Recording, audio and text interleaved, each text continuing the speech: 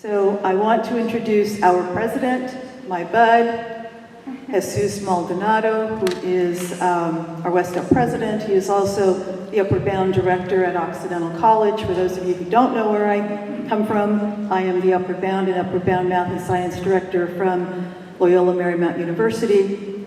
A bunch of Ubers up here, and I'm going to welcome Jesus to come up and introduce our very, very honored keynote speaker. Thank you.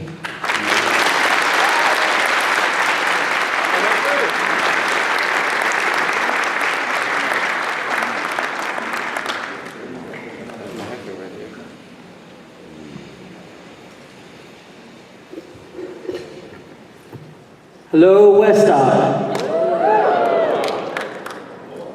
As Norma said, my name is Jesus Maldonado, and I have the pleasure of serving as your president. And as I stand here looking at this group, I can't help but be excited.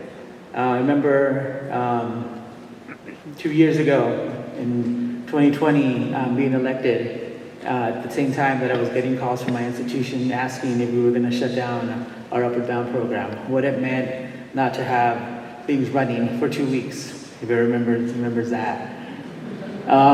2 weeks turned into over 2 years. And we didn't know what this was going to look like, but we knew we needed to press on. And we had some, hard times. We had some, interesting times, but we had some great leadership. So before I start my remarks, I want to take a moment to recognize Dr. Kimberly Williams, if she could stand.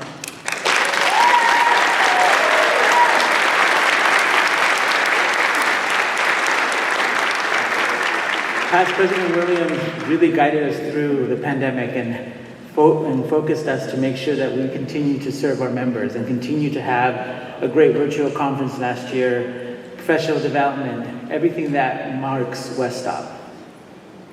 But my excitement is that we're doing that, but we're doing it together, in person, in a room, where 6 months ago this was not imaginable, or it was going to be smaller. We came in January 2021 saying, are we going to do this? We came back in September 2021, like, should we slash the number of hotel rooms in half? We came back in February realizing we don't have enough rooms because people keep on signing up. I want to take a moment to recognize the Board and Service Council, if you could please stand.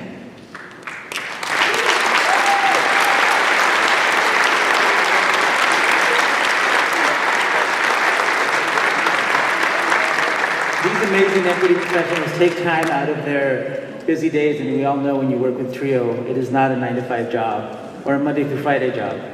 It's the work that needs to be done, and they take time out of that to serve and to give back because they believe in the mission of West Up, and they believe that our members should have the best possible services provided to them. So from the bottom of my heart, I thank you for your support, for helping as we went through this year and came up with a way to bring us all back together. I would not have been able to do it without you at my side every step of the way supporting the work that we're doing. So thank you. The conference, we're here, our theme, all knowledge is not taught in the same home. That resonated with me because I felt that we look at our students and we think there's a path, right? I go back when I was 23 years old, I had the privilege of working on a program called the Pathways to College Network. It was a nationwide program that looked at creating the perfect K-16 pipeline. We had people from the College Board, we had people from the Educational Resource Institute, some great people that I've got to meet, and we sat in the room and they said, well, if we create A to B through Z, it's gonna work. Give them the tools and the kids will succeed. And I remember thinking to myself, and I told my boss at the time, that's not gonna work because they're only taking in the academic side of the house. They're not thinking about the impact of family. They're not thinking about that some of those students who might have a 4.0 are also working a part-time job. They're helping raise their brothers and sisters. And you have to take that all into account. And TRIO takes that all into account. No matter what we do, we take the whole experience of the students. We work with the parents. because not all knowledge is taught in the same home or the same school. We're all here because we're learning from each other. We don't sit in our office, in our cubicles, and just keep the information to ourselves. We have over 40 amazing presentations that will be taking place in the next 2 days, where we will be sharing our knowledge with each other. I talked to this from my experience, and I talked to the new members earlier. I said one of the reasons why I'm standing here is because in 2016, I walked into the Pepper Mill in Reno. You remember that conference? And my staff walked me to Dr. Norma Romero and introduced me to her. And at that moment, we clicked. And since then, we started, she guided me through my first summer, offering advice. Rosalie Lopez, if anybody, she's now retired. Would call randomly just to check in on me. Dr. Tapia Wright offered advice as we went through trainings. I could name countless people within this room and people who have retired who walked me through the process to be able to not only do my first summer, and then have it end and be like, guess what? You get to write a grant in a couple of weeks. And the late nights, the hours, laughing together, crying together. When I was asked to run, the first person I called was Norma. We had a long conversation. And she said a lot of things, but the one thing she said, if you decide to run, I'll support you, and I will serve with you. And then after I got elected, I went and met with her and said, hey, you want to be a conference chair? It shouldn't be that hard. And we both immediately, we said who should be the co-chair. We both immediately knew it had to be Romeo. So this theme, it resonates with me for that reason. We all have something to learn and we all have something to give. We had so many new members that Norma recognized, but also our TRIO alumni who come back and give to their programs. I always say that one of the best things that happened to me when I moved to Oxy Upward Bound is that every single one of my staff are Oxy UB alumni who came back to the program and continue to serve the students in their community. So, don't want to take too long. You'll hear from me in a couple of days. But I want to take a moment to introduce His Excellency President Whips. I'm going to read his bio, but then we're going to have a few people who we're going to introduce also who have a few comments. Sir Engel Whip Jr. is the 10th President of the Republic of Palau. Inspired by his father's childhood and humble beginnings, Whips is a two-term senator, having served in the 8th and 9th Palau National Congress from 2009-2016 when he first ran for the presidency. Whip's Senate report card maintains his reputable record in policy making to promote and protect the best interests of Palauans. Whip's slogan, Palauan People First, actually originated from his father, who was active in the Save Palau movement to protect Palau's marine resources and who ran for Congress many times before being elected.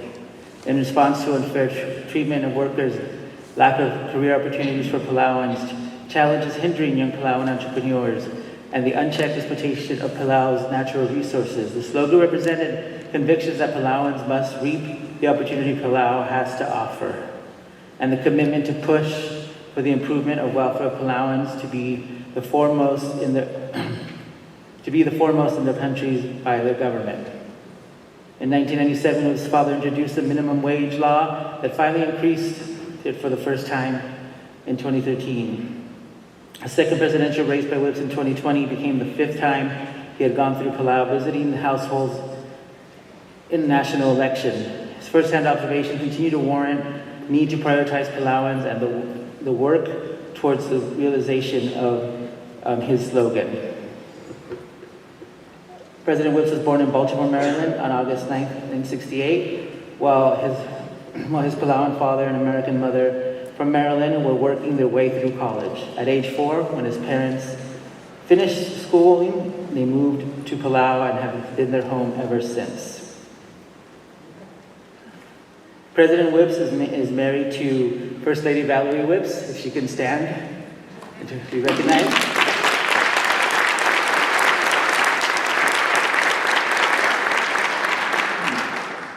They are proud parents of 3 daughters, named after their endeared parents, aunts, and grandmothers, and a son for his namesake, Sir Angel Arthur, also named after the maternal American uncle. Having a big family has brought more joy I forgot my reading glasses.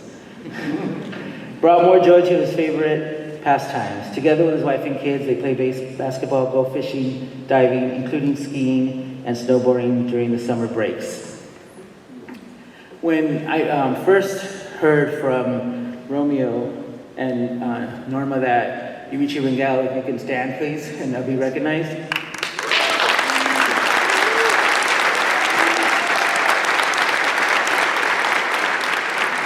Told us that we had a possibility of having His Excellency come and speak to us.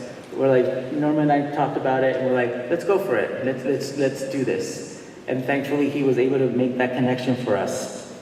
And at the same time, it was around the climate change conference that was taking place, and I remember hearing his speech talking about the importance of climate change and the impact on Palau. And again, the idea that not all knowledge is taught in the same home. We focus and we push for our students to be educated. But in a situation like Palau and all over the world, how can students focus on education when their homes are falling apart, when their houses are literally on fire? And that inspired me. And I knew that I wanted him to be here to share his message, not just for the importance of education, the entrepreneurial growth, finances, but also the impact that climate change is having on his country. They are, the first in line of what is happening to our world. They are seeing it day to day. And I want him to share that message and what he wants to do as he moves forward. But before we start, I'd like to invite Mayor Mitch Roth from Hawaii County to come up and say a few words.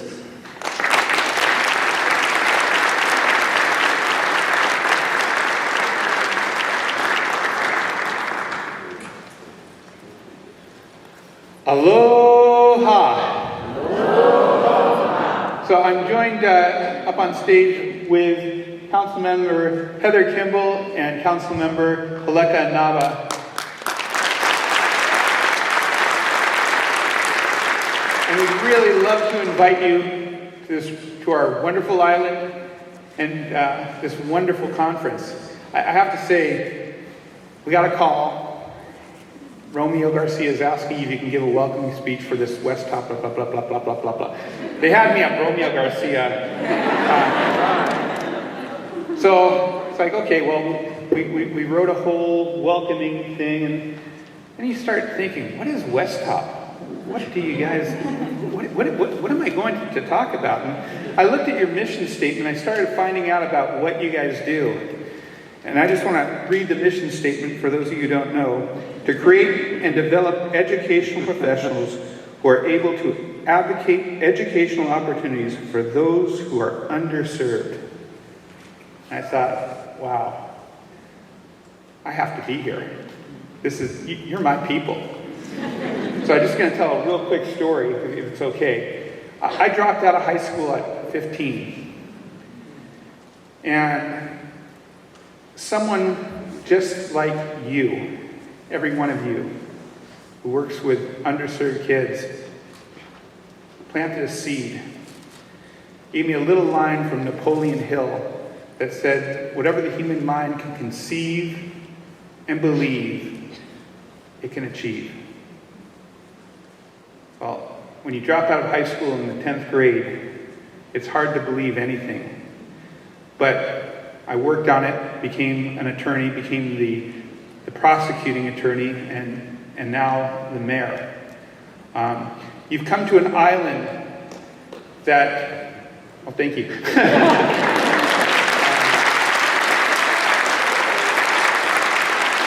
me just have you think about that, because each and every one of you if you haven't worked with a kid, you probably will work with a kid, and you will be planting seeds. And it doesn't matter what the color of their skin is. It doesn't matter what kind of family they've come from.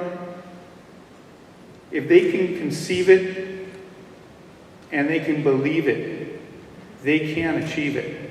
Great. So some of the things that have happened on this island because this is one of my passions. Making sure that our underserved kids are taken care of. We have a youth summit that we put on with the University of Hawaii called PACIUS, Pacific Islander Youth Empowerment Seminars. And we do it once a year. We have kids. We started thinking these were Micronesian kids, but Micronesia is just a small part. You have all different islands. And so we took the whole Pacific region. And we saw that a lot of these kids were going through our high schools, and they just saw their jobs as being something like working in McDonald's or something like that. And so we started bringing people like lawyers. We have Supreme Court justices from Palau that went to the University of Hawaii. The vice president of Palau went to University of Hawaii at Hilo. Pretty amazing thing. So we started bringing these people, and then we have this outrigger canoe picture that we put outside, and we give each kid a star, and we tell them, we want you to, after a day of hearing from different people, write down where you're going to be in 10 years. And don't put McDonald's unless you're going to be an owner of McDonald's. And to see the things that they write are exciting. We have a camp on this island called Camp Agape. Camp Agape is for kids whose parents are incarcerated, put on by the churches, staffed by volunteers. Because when kids hear, that they're dumb, they're stupid, 9 things that they hear are negative, to that one thing that's positive, they start to believe that. When they have people like you who can just plant that seed and give them that positive image of themselves, anything is possible. You're on an island that has amazing schools and amazing educators like Romeo Garcia. And so, from all of us, from the people of the County of Hawaii, we really want to thank you. We really want you to be motivated, because when you go home, you're going to motivate kids.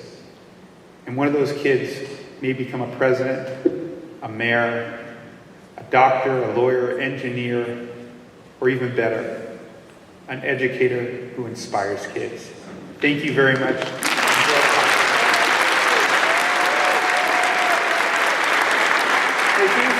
Let me give this to you. This is a message I didn't read, but it is there. And I just want to say to President Whip, our island is also very concerned with climate change. And, one of our big things that we look at here in everything that we're doing is sustainability. And for me, what sustainability means is an island where our kids can raise their kids in the future. And that doesn't happen without good people. That doesn't happen if you have an environment that is constantly threatened.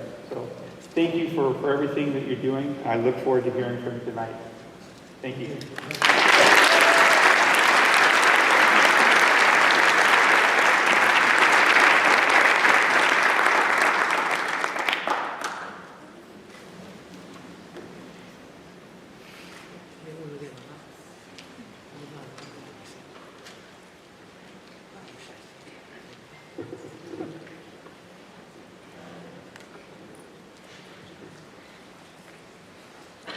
I want to recognize a few other special guests that we have today. Joining us, Maureen Hoyler, President of COE. If you can please stand.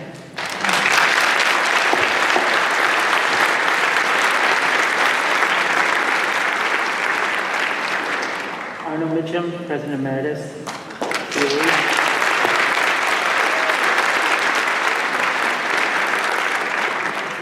Chris George, COE Board Chair.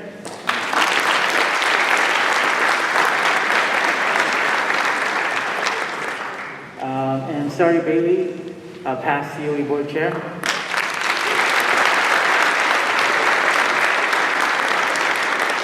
I also want to welcome our other speakers this week, Dr. Landy Ahusset.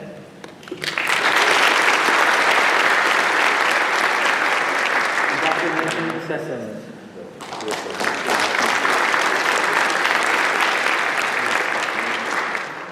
And now, I'd like to turn the mic over to His Excellency President Whips to address our gathering.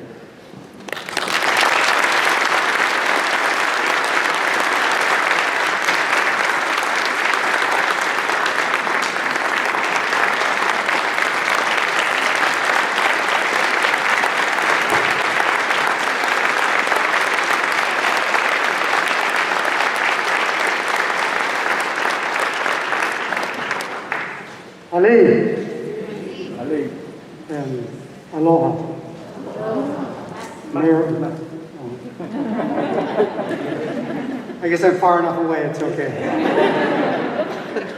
Mayor Roth, West Top President Jesus Maldonado, Miss Maureen Hoyer, Dr. Arnold Mitchum from the Council of Opportunity and Education, and co-chairs, Romeo Garcia and Dr. Norma Romero. Education professionals, ladies and gentlemen, it really is an honor for me to be here today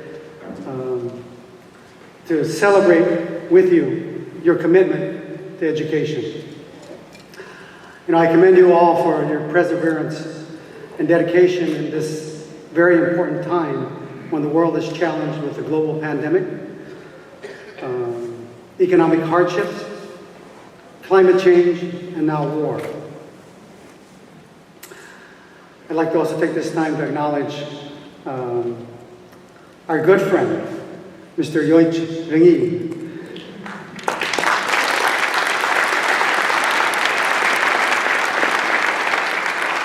Former University of Guam Director of the TRIO programs, and I would like to thank him for recommending me to speak at your conference this year.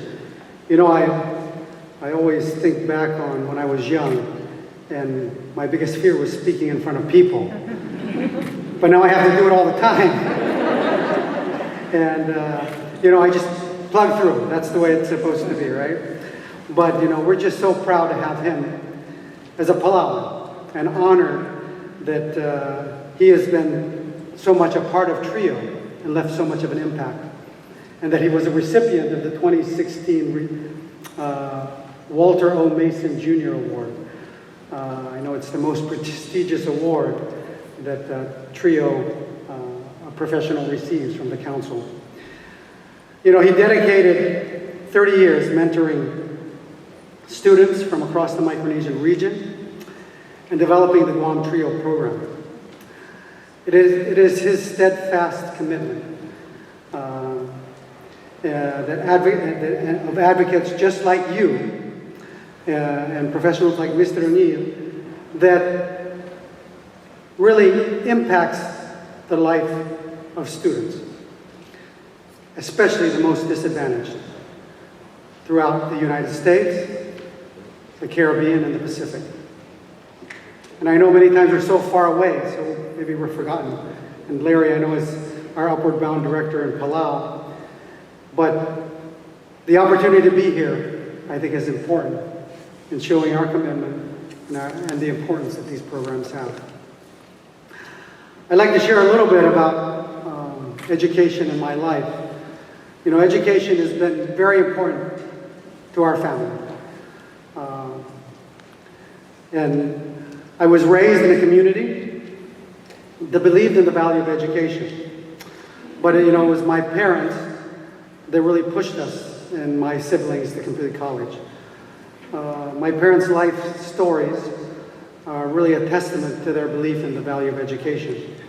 My mom, from Maryland, but had no greater joy in seeing students succeed. She was a teacher for over 15 years, and she saw the impact that educators have on children's lives. Probably the closest example and oldest example that I want to share with you is my father's life. He was you could say, an unwanted foster child, moving from household to household. He often tells us that many times he contemplated committing suicide. He was pulled out of school at the age of 7 or somewhere. He doesn't even know his birthday. But second grade, And years later, he was thrust back in at 5th grade. He had no basic education foundation, but it's a story of perseverance, grit, and determination. When he started in 5th grade, he was failing in every class.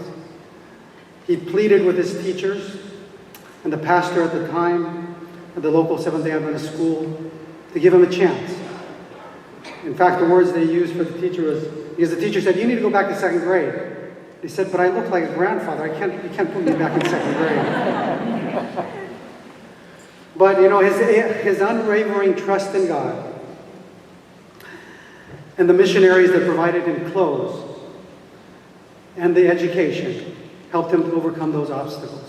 He graduated from 8th grade, went on to attend high school, and then in Guam he joined the Army, got the GI Bill, and managed to finish college.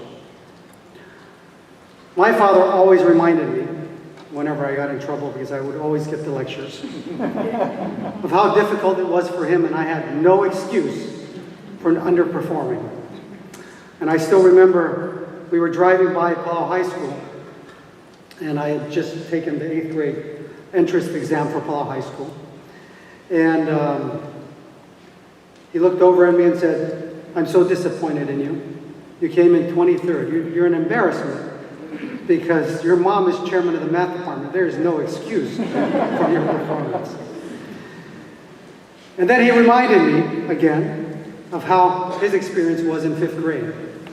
Because when he went back to school, he would open his textbook, and every other word he wouldn't know what it meant. So he would sit under the lights at the courthouse, which was right across from Palau High School, and read his textbook and have a dictionary beside him, and then began going through the dictionary and trying to look up the word that he didn't know the meaning for. But when he looked up that word, he didn't know the words in the definition. So then he looked up the next word and the next word. Soon he didn't have enough fingers to put placeholders on all the pages that he had to be looking up to understand the word. But he conquered 5th grade, and that really is the motivation and inspiration that keeps me going and understanding the value of education. You know, as educators, you are invaluable in shaping the future of our small communities. And many, many times, your recognition goes unrecognized. And I always remember my experience at Upward Bound. At the time, it was the Micronesian Occupational College. Now, today, it's called the PCC, the Palau Community College. And the trio staff and former longtime director, Kuya Belelai. You know, it's interesting that she's married to the Speaker of the House, current Speaker of the House, and she always reminds me, whenever there's an Upward Bound thing, you're an alumni, you need to be active, you need to contribute. And, you know, but currently the program serves 115 students, all from different high schools in Palau. And really, since its inception in 1983, the Upward Bound program has served over 1,500 students. And of course, among them,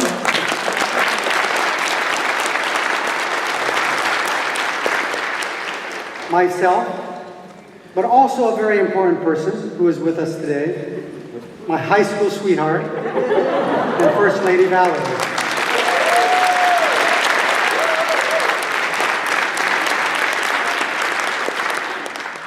We can both attest that Upward Bound was essential to our success in college and completing our degrees. You know, today we have various modes and platforms for student learning. You know, Palau is still attempting to integrate novel learning technologies into its education strategies when COVID-19 pandemic forced us to pivot overnight. Oh, I said the C word, I'm sorry.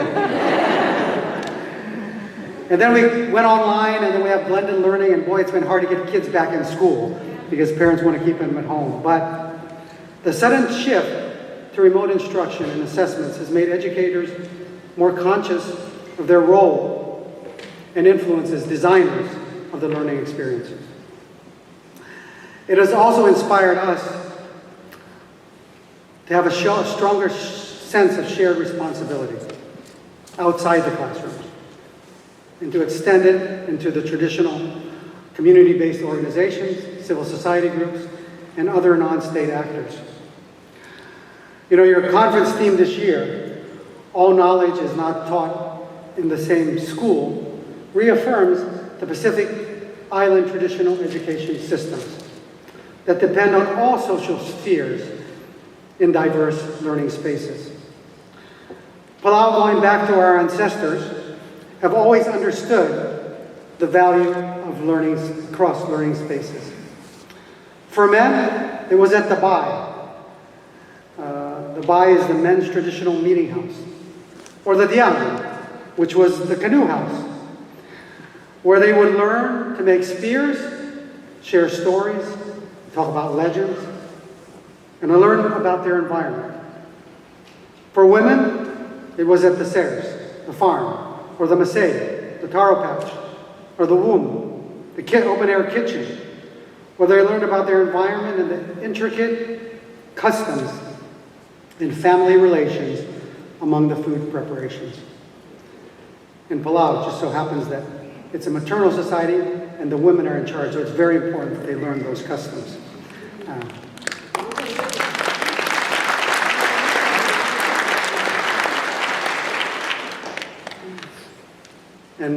Just to share, Mr. Yoy Chiringil his title in Palau is Mangasbu. He's chief from the state of Naramnui, and he understands that the women are the boss.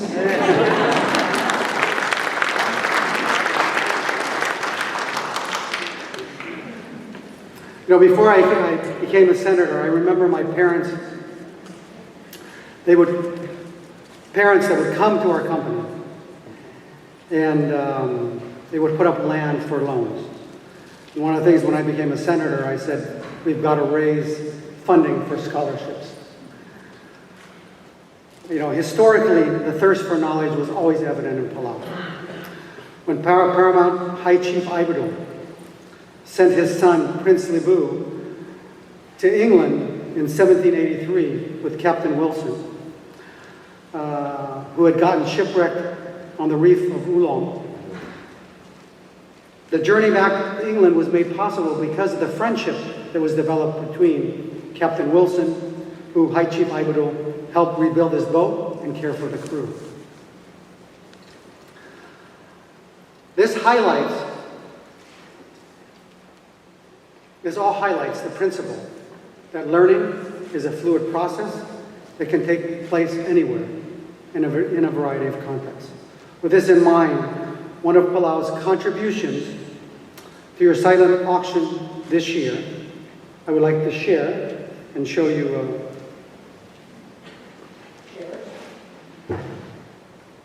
is a storyboard. And this storyboard is about the story of Prince Lebu and his journey to England and thirst of knowledge. Unfortunately, he didn't make it back because of the Black Plague. But the story remains, and actually at our college, there's a statue of him, because he was our first ambassador and our first scholar. So I hope that we get lots of money for this.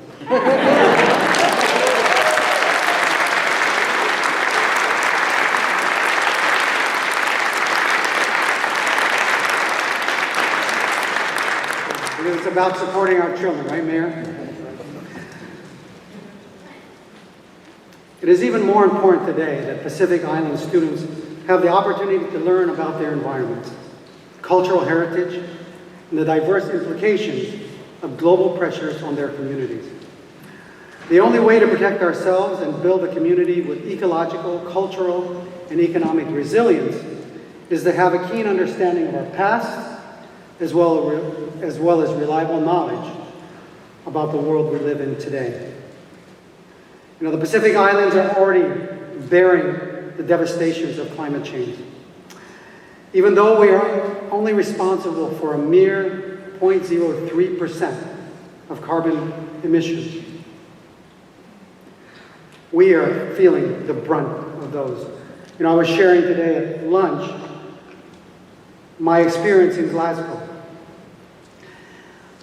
Right before I left, my friend, the president of Marshall Islands, asked me to represent him on one of the panels that he had to co-chair. And he said, you know, you need to go and raise the voice about the life and the experiences and the challenges that we have.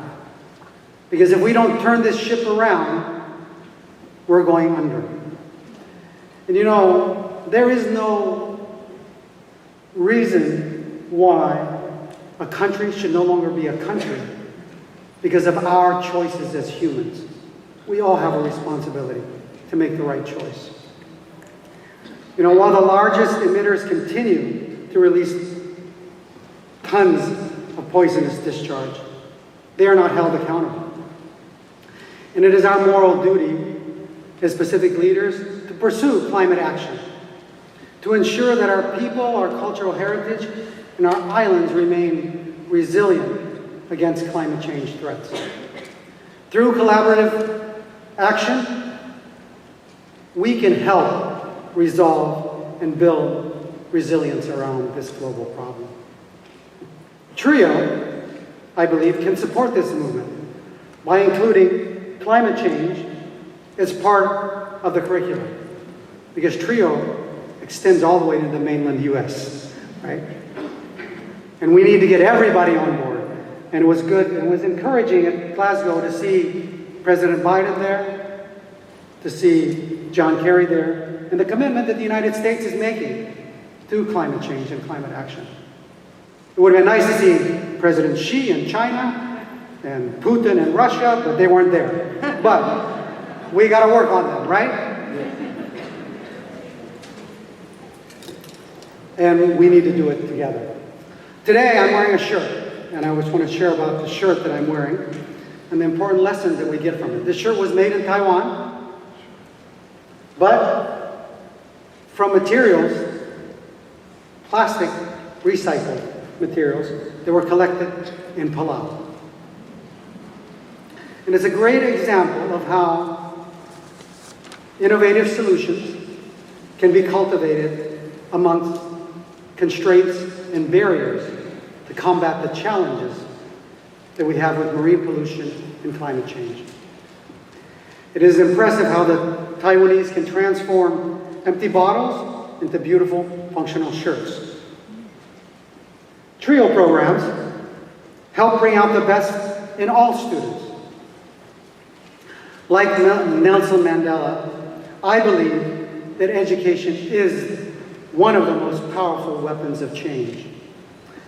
Although Pacific nations are small and at times quite vulnerable, we are also the key agents of change. Recognizing that our most valuable resource is our people. One of Palau's priorities is for education, to improve the delivery of essential support services to help advance industrious, proficient, well-rounded Palauan citizens. It is not easy when we have to make change. Palau's new Minister of Education expects to raise our educational standards that are below national averages. And when I say national averages, I'm talking about US averages because we use similar standardized tests. Our latest scores on the Iowa test show that our students across the schools have an average performance between 20 to 30 percentile. This is unacceptable. And it must be raised. And we must focus on student learning. Our public schools previously tested our students with a multitude of standardized tests for a total of 26 days out of the school year. One of the first things we did was stop those tests and reclaim those learning days. We instituted a practice program because we believe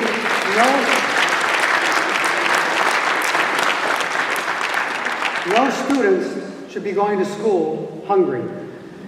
And you know, these days I'm a little bit, I'm overweight, I have to admit that. And my dad always used to remind us that you're so fortunate, you need to be getting good grades. And when I was in school, I had headaches because I was hungry and I couldn't concentrate on my studies. And it's so important to make sure that the kids have the resources they can to learn. We've also budgeted sufficient funding in our budget to finally change our textbooks, which are 20 years old. All this during our pandemic, but we try to reallocate our priorities.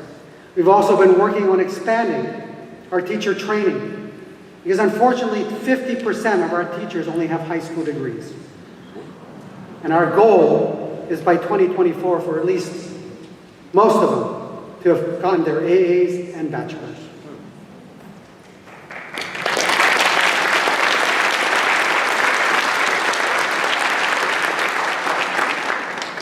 We have encouraged our Ministry of Education to work more closely with Upward Bound Talent Search to identify the bridge the student knowledge gaps, as well as set practical learning targets based on the results of the Iowa test, ACTs, and the SATs.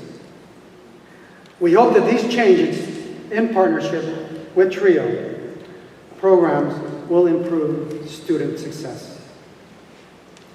Education continues to be a necessary pathway in addressing the multitude of challenges that we face in the Pacific.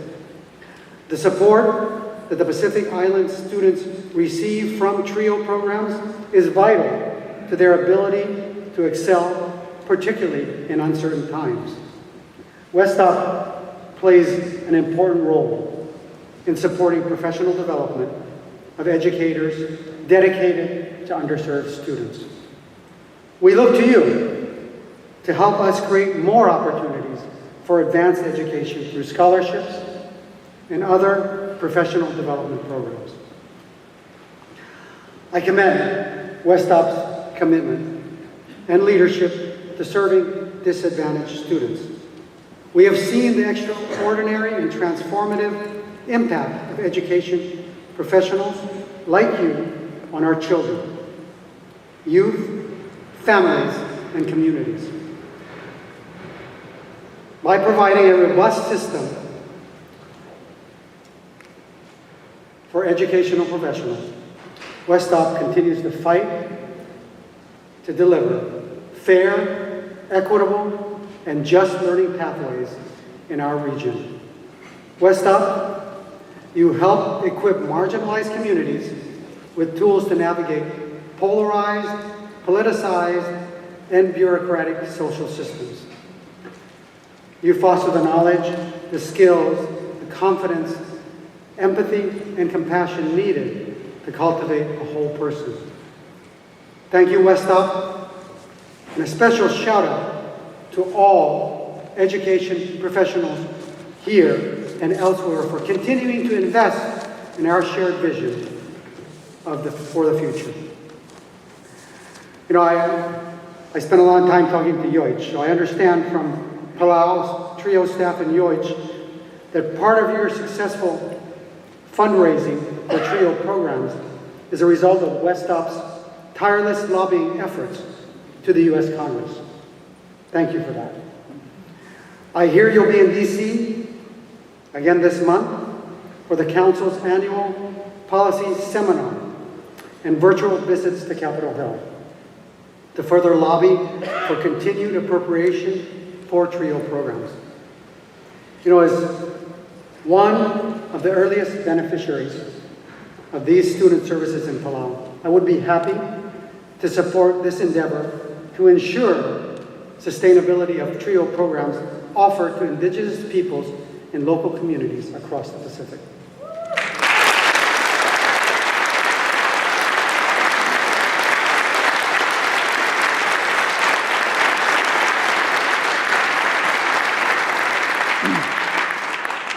At this time, I would like to ask the First Lady to come up here and join me.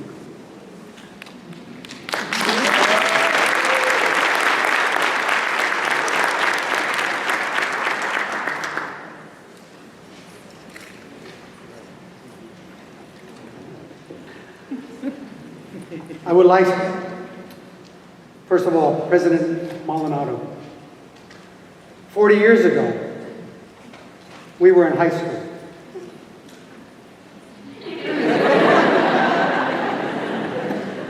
And my mom at that time was a high school math teacher.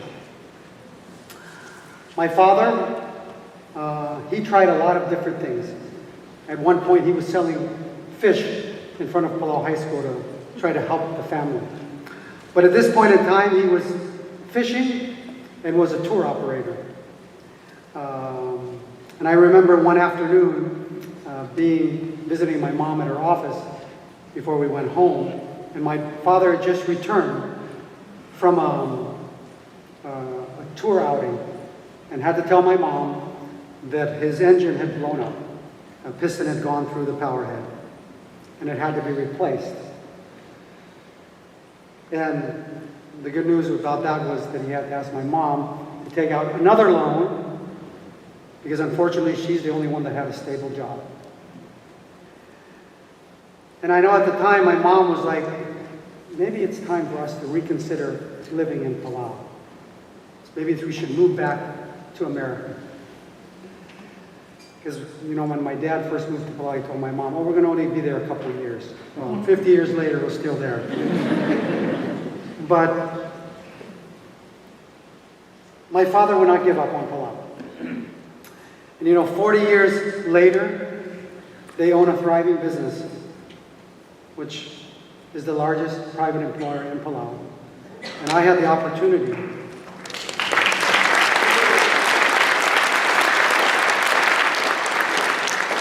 of running for the past 30 years before I became president.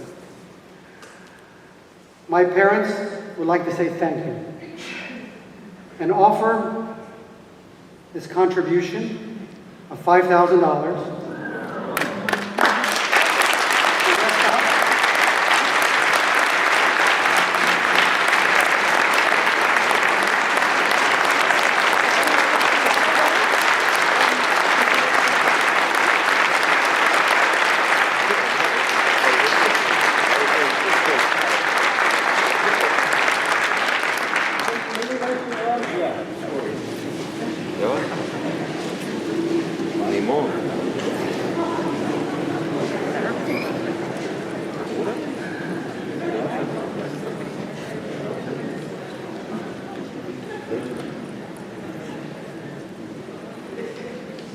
so Westop may continue to further the amazing work that you're already doing.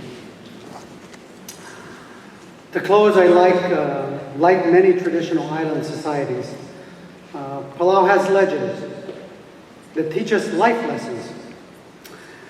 There was once a woman who lived in the village of Niptan. She lived alone by the dock. And in her yard, she had a gigantic breadfruit tree with lots of fruit. She would greet the men returning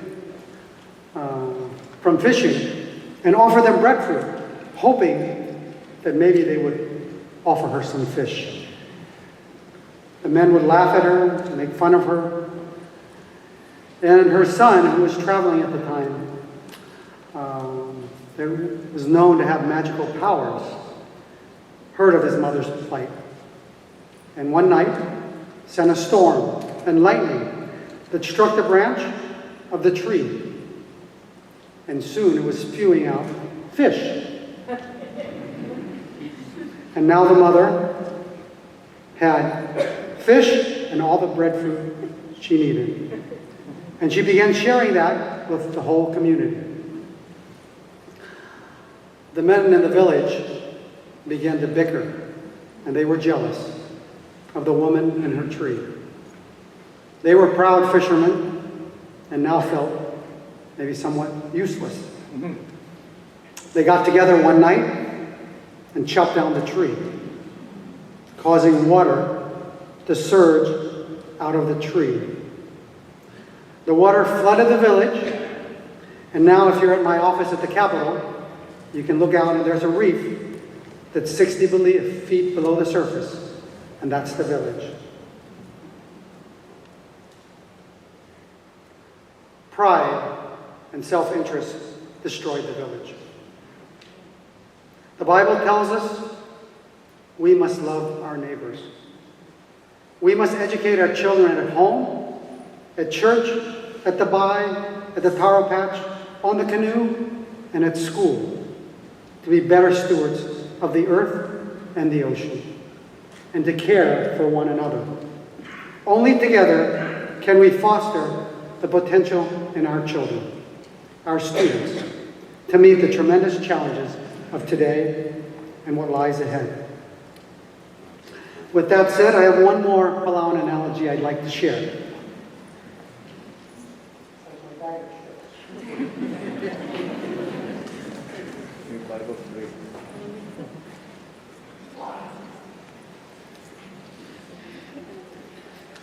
So, in Palau, we always have stories and symbols that teach us lessons. And this particular one, I was at a funeral, and I heard one elderly statesman, in part of giving his eulogy, he shared it. And he said, many times, we go out and we harvest the coconut frond. And we get the coconut frond for a purpose. Each coconut frond, we take the leaf on and we leave the stem. I guess we call this the stem, right? And he reminded us that alone, this stem can be easily broken. But if you bundle many of them together, they become unbreakable. But not only that, they become a useful broom. And sometimes we need a broom to sweep out the old and bring in new change, right?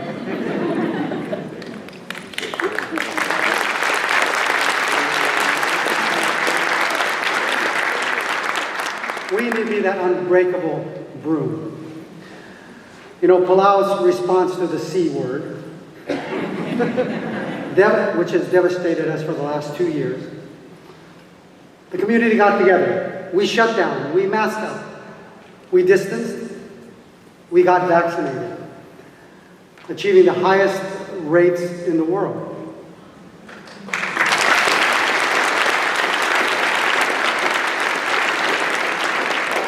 We didn't force anybody.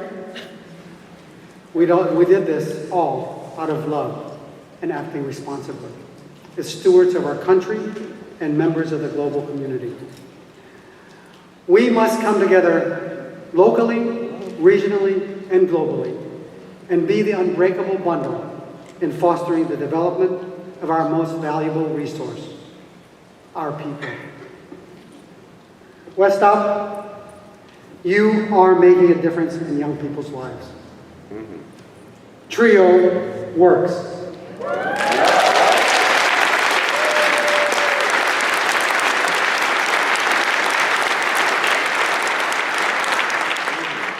Trio works. Thank you. Kopman Masula.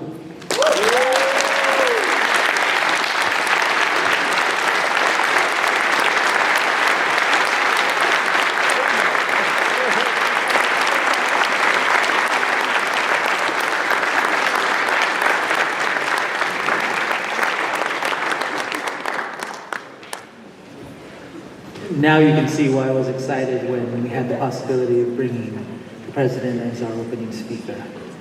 And on behalf of West Stop, I want to thank your family. I'll read what it says on the envelope. In appreciation and to the support of the outstanding work West Stop does for our children, we would like to contribute $5,000 to your efforts. Thank you, Serengo and Marilyn Whips. And thank you for supporting our work. This will help our members as they continue on the path of professional development and they work with our students. And it's actually it fits into a discussion Norma and I were having recently about how we continue to advance professional development. And this will be one of the ways that we will use this to focus on that. So thank you.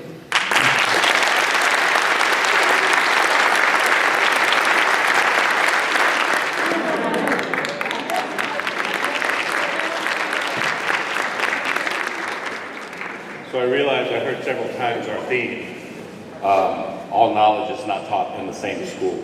all knowledge is not taught in the same house, because halau in Hawaiian has multiple meanings. And so I know everybody's been practicing, right? Your Hawaiian language. Or if you haven't heard the themes, I'm not going to make everybody do it. Okay. But I just wanted you to hear the words in Hawaiian. That is our theme, and it comes from, it's Olelo no Eau, number 203. And there's a book of Olelo no Eau, stories and sayings that were put together by kupuna, by elders in Hawaii, to pass on the knowledge of Hawaiians. So when you think about our theme, both in English and Hawaiian, really let that resonate with you. And at some point, learn as much as you can from each other. Learn as much as you can from this place, this Aina, this land where we are. Because a lot has happened. A lot of people come to Hawaii and they have a wonderful, wonderful tourist experience and never think about the history of this land. Earlier in my comments, I was going to say, welcome to the state of Hawaii. Welcome to the island of Hawaii. I also want to say, welcome to the kingdom of Hawaii.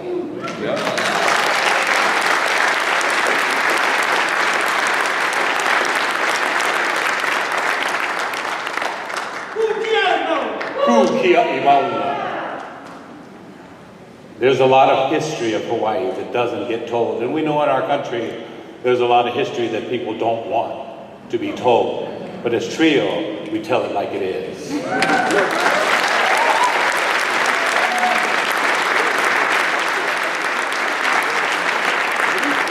Just a little piece of history is that Hawaii didn't decide to become a part of the United States.